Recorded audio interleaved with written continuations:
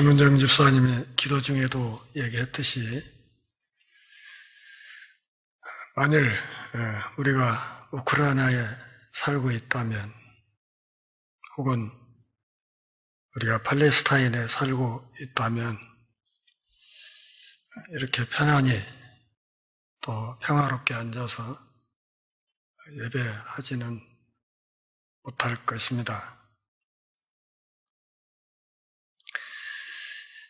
예배하기 참 좋은 환경과 처지를 하나님이 허락하셨음에도 마음과 뜻과 정성과 힘을 다해서 예배하지 못하는 우리의 현실이 또한 하나님 앞에 참 죄송할 때가 많습니다. 초대교회 사도들의 모습, 또 초대교회 성도들의 모습을 보면서 오늘 우리가 얼마나 느슨한 자세로 신앙의 자리에 서 있는지를 생각해 보게 됩니다. 방금 봉독했던 맨 마지막 부분에서 하나님의 은혜로 회복되었던 이 중풍병자는 40여 세나 되었다 그랬습니다. 태어나서부터 한 40년 이상을 일어서지도 못하고 걷지도 못하고 그러기 때문에 일을 할 수 없어서 할 수 있는 것이 고작 성전 문에 앉아서 빌어먹는 것밖에 할 수 없었던 참 한심하고 불쌍한 한 사람이 나사렛 예수 그리스도의 이름으로 일어나서 걷고 뛰는 새 생명의 은혜를 누리는 이 눈부신 일이 일어났습니다. 그런데 이 당시도 그렇고 오늘날도 마찬가지지만 하나님의 은혜로 일어나는 참으로 아름답고 복된 일들이 언제나 사람들의 칭송만을 받는 것은 아니라는 것을 알 수 있습니다. 이게 얼마나 복된 일입니까? 우리 주변에 이런 중풍병자가 있었는데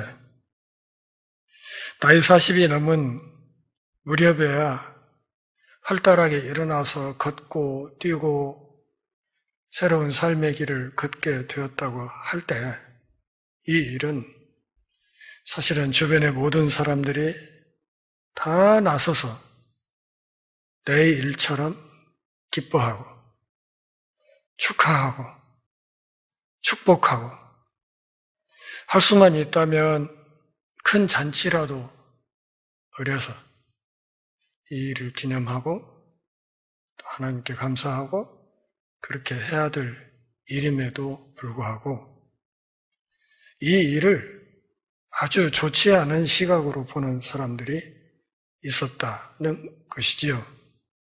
그것이 다른 사람들이 아니라 본문 앞부분에 말하고 있듯이 당시 유대사회의 최고 지도자들이라 하는 사람들, 또 당시 유대사회의 최고의 종교 엘리트 그룹이 나서서 이 이적의 도구로 쓰였던 베드로와 요한을 무작정 잡아서 유치장에 가두고 앞부분 보면 그런 이야기 있죠. 일단 하룻밤은 재웠죠. 유치장에서 하룻밤을 재웠습니다. 그리고 이제 하룻밤 재운 다음에 그 다음에 신문을 시작한 것이죠. 이 아름다운 일을 했던 사람들을 칭찬하고 표창장을 주고 상을 주고 이렇게 해도 시원찮은 판에 오히려 이 사람들을 잡아 가두고 그리고 세워놓고 힘으로 신문하는 이런 상황이 전개되고 있었습니다. 지난주에 끝날 무렵에 말씀드렸던 것처럼 어쩔 수 없이 베드로와 요한을 이번에는 놓아주면서도 그들은 아마 석방되는 이 사람들의 귀에 대고 아주 작은 소리, 낮고 묵직한 소리로 귀띔을 했을 것입니다. 잊지 마. 우리가 나사렛 예수에게 했던 일 잊지 마. 아마 이런 이야기를 하면서 그들을 풀어주었을 것이라 그런 말이죠. 우리가 나사렛 예수에게 했던 일을 잊지 말라 하는 이런 말, 사실은 풀어 얘기하면 무슨 뜻이에요? 죽고 잡아? 죽고 싶으면 계속 그러고 살고 싶으면 앞으로 행동 똑바로 해라. 알았지? 이렇게 해서 석방을 했을 것이다. 그런 말. 이 사람들은 사도들을 어떻게든 위협해서 겁을 주려고 하고 있었습니다. 그리고 다시는 나사렛 예수의 이름으로 이따위 짓은 하지 못하게 그들의 입을 막고자 했습니다. 그런데 누가는 오늘 본문 4절에서 의미심장한 진술을 우리에게 하고 있습니다. 말씀을 들은 사람 중에 믿는 자가 많았다. 그런데 남자의 수가 약 5천. 남자의 수가 5천이었다 하는 이 말은 이 숫자에 대략 2나 3을 곱해야 된다는 뜻이겠지요. 그렇지 않습니까?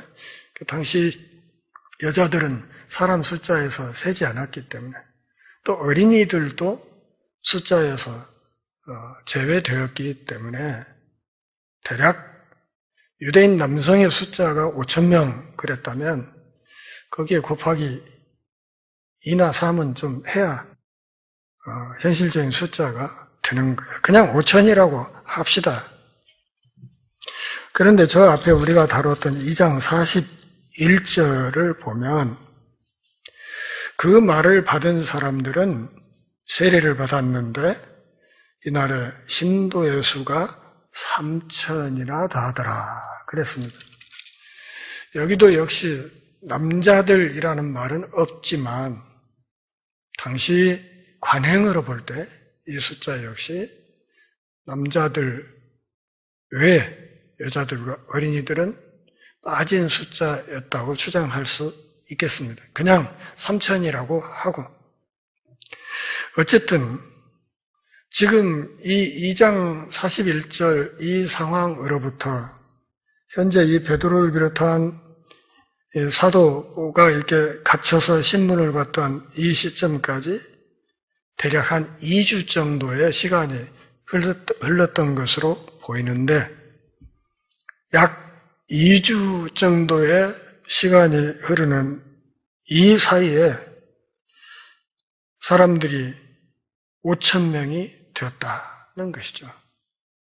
그냥 성경이 말하는 대로 3,000명에서 5,000명 이렇게 생각을 하더라도 한 2주 사이에 60% 정도의 성장세를 보이고 있었다. 그런 뜻이죠. 이 참 무시무시한 성장 속도 아닙니까?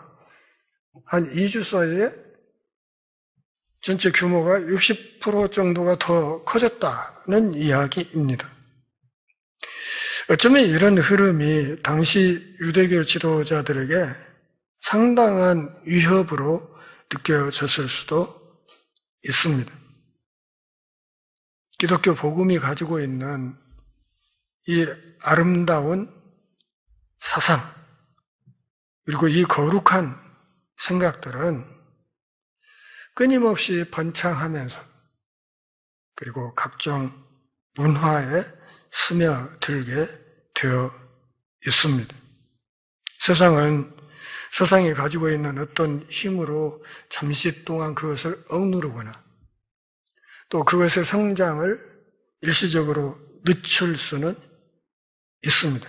때로는 아주 가혹한 통치자와 박해자에 의해서 일시적으로 핍박을 당하고 많은 사람들이 순교의 제물이 되고 압도당할 수도 있습니다. 그러나 역사의 궁극적인 흐름은 교회를 핍박했던 세상이 기독교의 복음을 근절할 수는 없었다는 사실을 알 수 있습니다. 저는 역사학자가 아니고 그냥 그렇고 그런 알량한 관점을 갖고 있지만 제가 세계사나 국사를 배우면서 끊임없이 확인하고 또 검토했던 확실한 결론 한 가지는 제국은 반드시 망한다는 것입니다.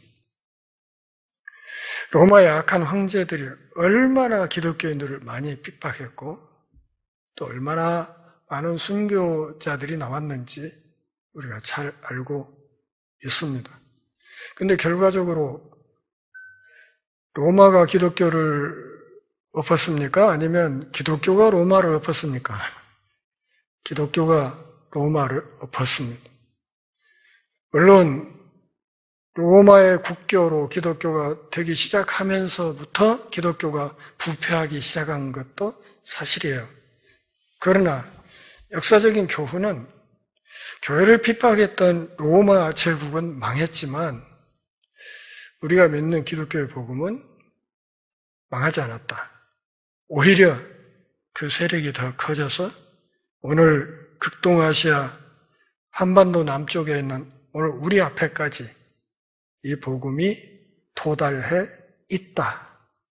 그리고 이 복음이 또다시 우리 시대의 땅끝을 향해서 나갈 준비를 하고 있다는 사실을 알아야 합니다.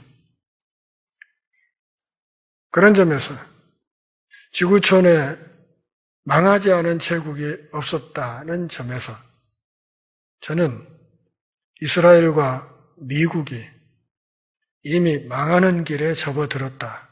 그렇게 보고 있습니다.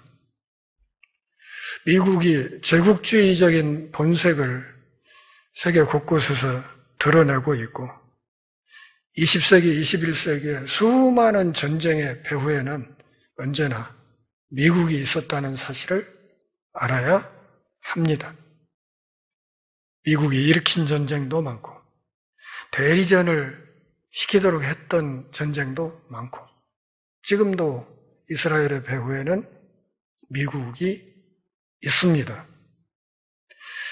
망해가는 것이죠. 어떤 나라든 어떤 조직이든 제국주의적인 본성을 드러내기 시작하면 하나님이 그것을 가만두지 않는다는 사실을 분명히 알아야 합니다. 이집트 제국도 망했고 아수르도 망했고 바벨론도 망했고 알렉산더 대왕의 헬라 제국도 망했고 로마도 망했고 몽골 제국도 망했고 다 망했습니다. 망하지 않은 제국은 없었습니다. 일본 제국주의도 망했지요. 세상은 기독교를 결코 근절시킬 수 없다는 사실을 알아야 됩니다. 그런데 많은 제국주의자들과 독재자들이 기독교를 없애려고 노력했습니다.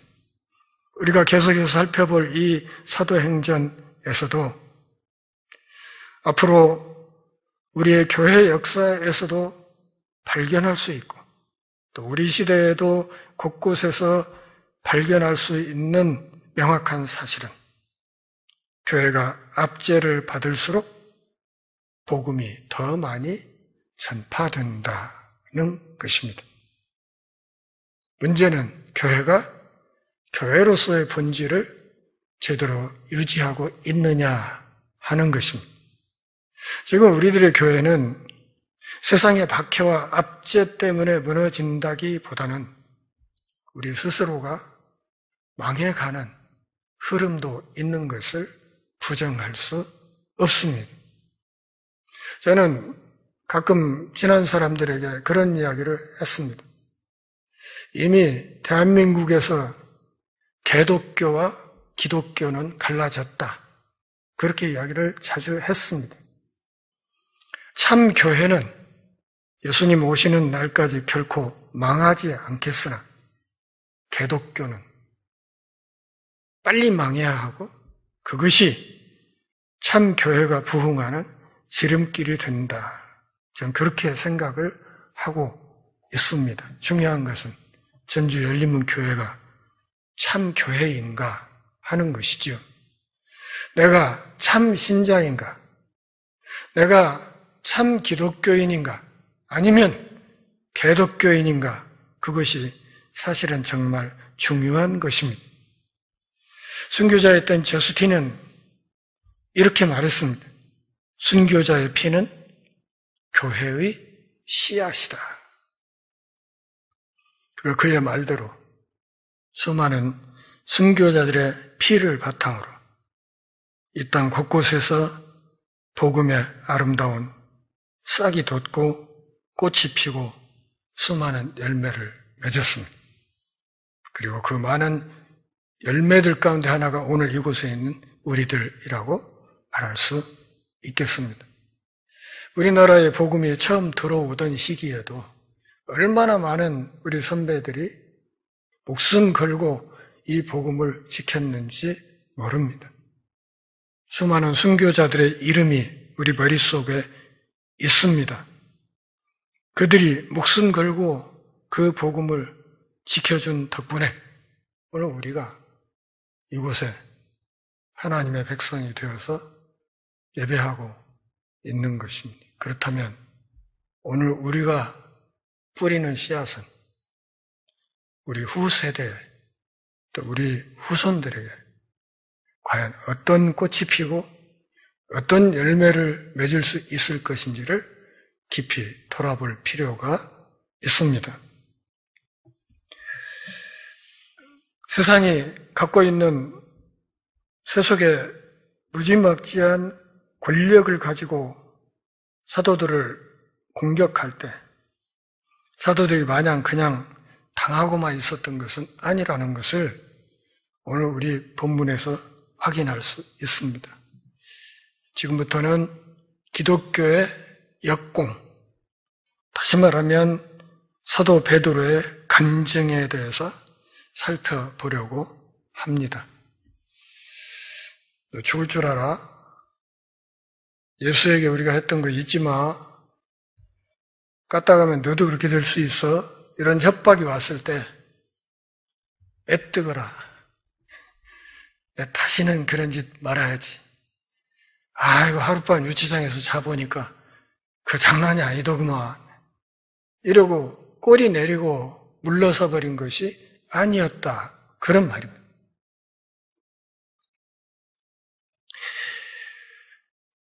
이 초기 복음 전파자들을 핍박하는 세속의 강력한 세력에 대해서 확인했습니다. 이제는 하나님의 능력과 하나님의 백성이 사용하는 방법을 좀 확인해 볼 필요가 있겠습니다. 왜냐하면 그렇게 해야 우리 역시도 비슷한 상황에 처했을 때 비슷한 방법으로 그 위기를 극복해 나갈 수 있기 때문에 그렇습니다. 8절 한번 같이 읽어볼까요? 이에 베드로가 성령이 충만하여 이르되 백성의 관리들과 장로들아 이렇게 말했습니다. 베드로가 두려움이 충만해서가 아니라 베드로가 성령이 충만해서 당대 최고 권력자들을 향해서 맞서는 발언을 하기 시작했다는 것이죠. 오순절 이야기를 볼 때 우리는 사도행전에서 성령으로 충만한 사람에 대한 구체적인 언급 뒤에 나오는 것이 언제나 예수 그리스도에 대한 강력한 간증이라는 사실을 알 수 있습니다. 그러니까 성령 충만하였다는 말 뒤에는 의례, 예수 그리스도의 증인의 사역을 감당하는 그런 모습들이 사도행전 곳곳에서 끊임없이 확인된다. 그런 말이죠. 그러니까 성령 충만 이렇게 얘기를 하면 그냥 갑자기 이상해져갖고 뒤로 팍 자빠진다든지 입에 거품을 문다든지 뭐 이상한 소리를 낸다든지 이런 것이 아니고 성령 충만했다 하는 그 성령 충만의 결정적인 증거는 전도지향적인 삶을 추구하는 것으로 나타난다. 그런 말입니다.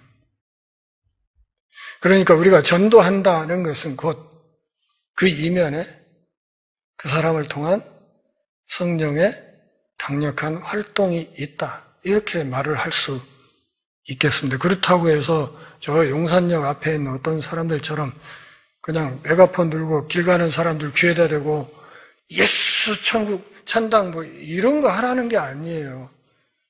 그것은 아주 잘못된 전도 방식이에요. 본인은 굉장히 열심을 내고 용기를 내서 하는 짓이지만 목사인 제가 볼 때에도 저건 아닌데 싶은 그런 거예요. 그렇게 해서 전도가 되는 건 아니란 말이죠.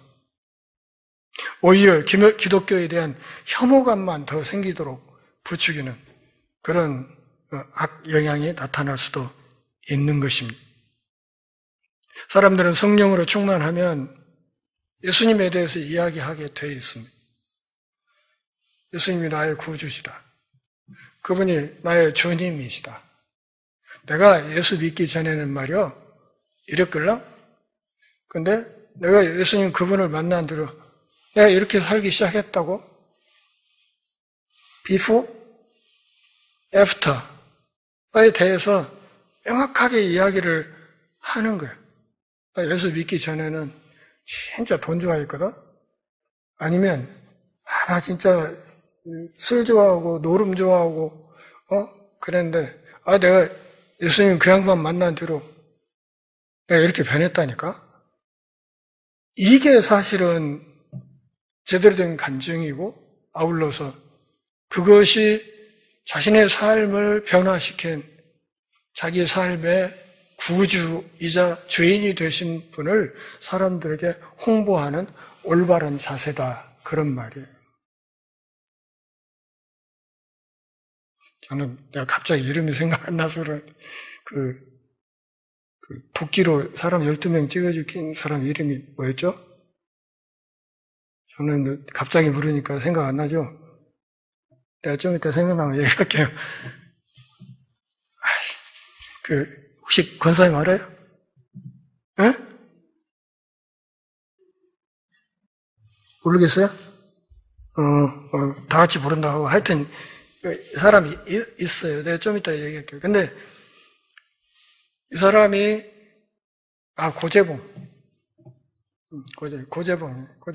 고재봉이 군대에서 자기 상관에게 앙심을 품었어요. 앙심을 품어가지고, 그 소령을 죽이겠다고 작심을 하고, 소령 내 사택을 위치를 확인을 하고, 이렇게 해가지고 휴가 때 나와가지고, 도끼를 준비해서 소령 집에 밤에 쳐들어갔어요. 쳐들어가지고, 그 집에 자고 있던 사람을 모조리 도끼로 찍어서 다 죽였단 말이에요. 근데 그 소령이 그날 밤에 거기 없었어. 가족이 단체로 어디로 가고 딴 사람들이 거기 와서 자고 있었는데 엉뚱한 사람들이 그냥 하룻밤에 도끼에 맞아서 그냥 다 죽어버린 거예요. 잡혀가지고 육군교도소에 수감이 되고 이제 사형수가 되어서 있는데 사람을 도끼로 그렇게 여러 명 찍어 죽이고 사형수가 돼서 빨간 명찰 달고 있는데 이건 교도소 안에서는 사령관이잖아. 그 정도면 그냥 누가 옆에 와서 말도 걸지 못할 정도로 무시무시한 사람인데 거기에 그 군목 한 분이 계속 찾아가시고 고재봉을 만나자고 얼마나 끈질기게 구워 삶은 끝에 이제 결국은 그 목사님하고 친분이 쌓이고 이러면서 이 사람이 결국은 예수를 믿게 됐어요. 고재봉이 예수를 믿게 돼가지고 이제 그날부터 사형 집행하는 날까지 죽으라고 성경을 읽기 시작하는 거지. 성경. 근데 그러면서 하는 얘기가 내가 조금이라도 일찍 이 성경을 읽고 배우고 그랬으면 내가 이 사형수가 안 됐을 텐데 그렇게 한탄하면서 성경을 줄기차게 읽기 시작하는 거예요. 그러면서 이제 밤 10시면 소등을 하는데 교도관에게 막 통사정을 하는 거예요. 내가 사형 집행 날짜가 언제일지 모르고 남은 시간이 얼마 되지 않은데 내가 이 주님의 말씀을 조금이라도 더 읽어야 되지 않겠는가? 한 줄이라도 더. 그러니까 내 방은 제발 소등 시간을 조금 연장해 주시라. 통사정을 해요. 하도 간절하게 얘기를 하고 또 그 사람이 이마에 별이 몇 개냐고. 그러니까 소장에게 얘기를 해가지고 고재봉의 방을 소등 시간을 2시간인가 늦춰주도록 조치를 해서 밤 12시에 불을 끄도록 그 사이에 성경을 읽도록 그렇게 했어요. 나중에 고재봉이 사형형 집행을 당했죠. 근데 그의 유품 중에 대학노트가 한 권 나왔는데 거기에 있는 그 육군교도소에 들어와 있던 죄수들의 이름이 날짜별로 쫙 적혀 있는 거예요.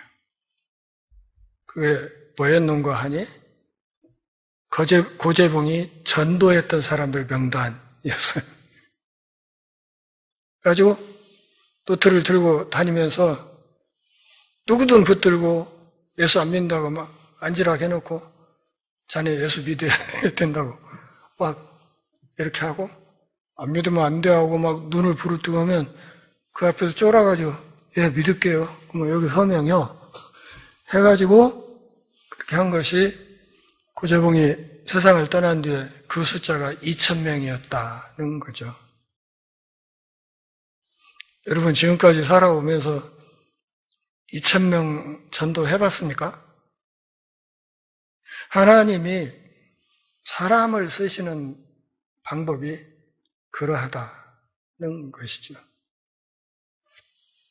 사형수가 되어서 인생의 마지막을 그렇게 전도자로서 불꽃을 생명을 불사르고 갔던 그 흉악범도 있다는 말씀을 드리는 것입니다.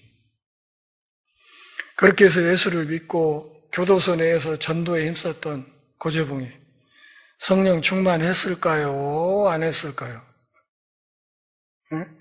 성령 충만했죠. 그리고 그 사람 방식대로 전도를 한 거예요. 어째 예수를 믿을 거예요? 안 믿을 거예요? 안 믿어? 그래서 예, 믿을게요. 그러면 여기 서명해. 오늘 나오고 약속한 거 아니고 자네 하나님하고 약속한 거요. 약속 잘 지켜야 돼.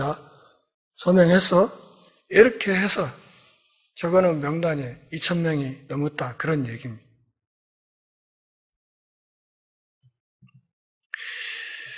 베드로는 성령 충만해서 아주 공식적인 대답을 했습니다.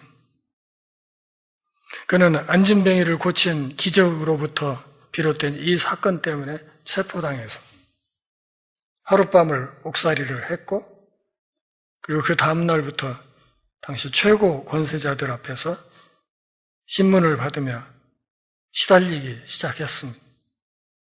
그러나 그는 그 신문 받는 그 과정에서 뒤로 움츠리거나 또는 그의 신앙 고백을 물리거나 이런 것이 아니라 오히려 더 적극적으로 자기들을 신문하는 당시 최고 권세자들을 향해서 그리스도의 복음을 전하기 시작했다.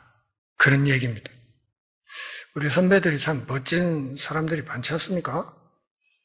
비록 한때는 배신자였지만 돌이킨 뒤에는 얼마나 위대한 믿음의 길을 확실하게 걸었는지 우리가 잘 알고 있습니다.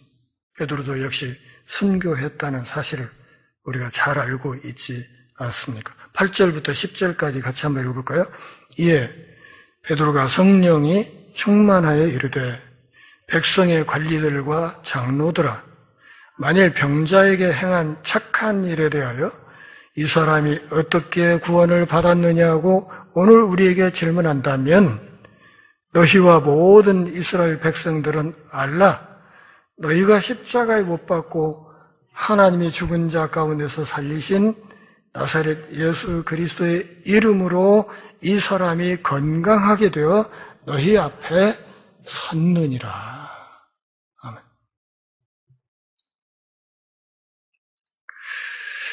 중풍병자가 회복된 이 일을 베드로는 착한 일이라 그랬습니다. 제가 서두에 말씀드렸잖아요. 이건 착한 일이라고. 그리고 이것은 모든 사람들이 함께 축하해야 될 일이라고, 잔치해야 될 일이라고. 그럼에도 불구하고 이 착한 일이 베드로와 요한에게는 고난의 시발점이 되었다 하는 것을 알 수 있습니다. 베드로의 이 대답은 참으로 현명한 것이었습니다. 베드로는 기본적으로 이렇게 말했습니다. 선을 행하는 것은 죄가 아니라는 것이죠. 예수 그리스도의 이름으로 착한 일을 행한 것, 이것은 죄가 아니라는 거예요. 문제는 7절에서 그들이 물었듯이 도대체 무슨 권세로, 무슨 이름으로 그 일을 행하였느냐 하는 것입니다. 이렇게 질문을 했단 말이에요. 7절에서. 무슨 권세로 너희들이 이런 짓을 한 거요? 이런 것을 할 만한 라이선스 있어도들?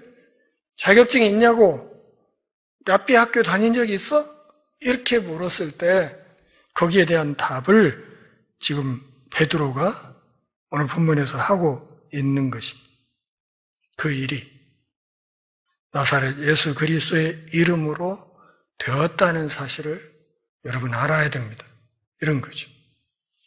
당신들 7절에서 물었잖아요. 무슨 권세로 이런 일을 하냐고 물었으니까 내가 그저 답을 드리지요. 나사렛 예수 그리스도의 이름으로 이 일이 된 겁니다. 그분의 권세로 이게 된 겁니다. 그분의 권능으로 이 안진뱅이가 일어나서 걷고 뛰게 된 겁니다. 나사렛 예수 그리스도라는 말이 나왔을 때 이 사람들 속이 어떨 것 같습니까? 이 듣는 사람들, 당시 유대교 최고 지도자들의 마음이 어땠을 것 같습니까? 징한 놈, 이 징한 이름이 또 나왔구나. 그러지 않았을까요? 여기 9절과 10절 사이에 이렇게 표시는 안 돼 있지만 제가 보기에는 상당한 쉼표가 있다 이렇게 생각이 돼요. 9절에서 묻지요. 이 사람이 어떻게 구원을 받았느냐고 오늘 우리에게 질문한다면 그리고 숨 한번 크게 쉬고 여러분은 아셔야 됩니다. 여러분들이 십자가에 못 박아 죽인 그 나사렛 예수 그리스도의 이름으로 이 사람이 건강하게 되어서 여러분 앞에 서 있는 것입니다. 섰느니라 하는 이 말이 상당히 의미심장하죠. 이 사람이 여러분 앞에 앉아 있는 겁니다. 이게 아니고 이 사람이 여러분 앞에 서 있는 겁니다. 어떻게 서게 됐냐? 나사렛 예수 그리스도의 이름으로 이 사람이 건강하게 회복되어서 지금 여러분 앞에 이렇게 어엿하게 서 있는 것입니다. 무슨 권세로 이 일을 했냐 물으셨지요? 네. 나사렛 예수 그리스도의 이름으로 이 사람이 일어서게 된 겁니다. 그런데 그 나사렛 예수 그리스도는 여러분들이 십자가에 못 박았던 바로 그 나사렛 예수인데, 그 나사렛 예수를 하나님이 다시 살리셨다는 사실을 알아야 됩니다. 이렇게 말하고 있는 거죠. 그러니까 유대교 지도자들이 했던 행위를 명확하게 지적했어요. 당신들이 뭘 했나? 나사렛 예수 죽였지. 그러나 하나님이 그분을 다시 살렸지. 그리고 그분의 그 부활의 권능으로 이 안진뱅이가 회복되어서 지금 여러분 앞에 서 있는 것이다. 이렇게 이야기를 한 거예요. 우리는 베드로의 이 말을 그냥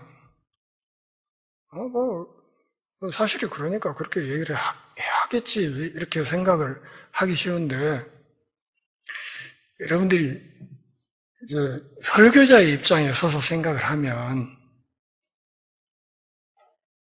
여러분들이 십자가에 매달아 죽인 예수라는 말은 지금 이야기를 하고 있는 베드로의 입장에서는 굉장히 부담스러운 이야기예요. 왜냐하면 당시 최고 권력자들의 허를 찌르는 거거든. 그들의 죄를 명확하게 지적하는 거거든요. 직격하는 거예요, 지금. 너희들 살인자야. 나사렛 예수 죽이는 일을 너희들이 앞장섰잖아. 너희들이 그 악한 일을 했잖아. 근데 하나님이 그분을 다시 살리셨다고. 그리고 그분의 그 권능으로 이 안진뱅이가 회복돼서 지금 너희들 앞에 서 있다고. 이렇게 이야기를 하는 거예요. 오늘날 베드로가 조찬기도에 가서 만약 설교를 한다면 설교를 어떻게 할 것 같습니까?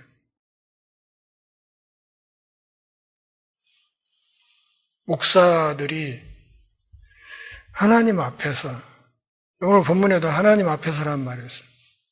우리가 보고 들은 것은 하나님 앞에서 말하지 않을 수 없다. 이게 복음을 전하는 사람들이 갖춰야 될 가장 기본적인 자세예요. 이게 없으면 설교하지 말아야 됩니다. 설교하지 말아야 되는 게 아니라 설교할 자격이 없는 겁니다.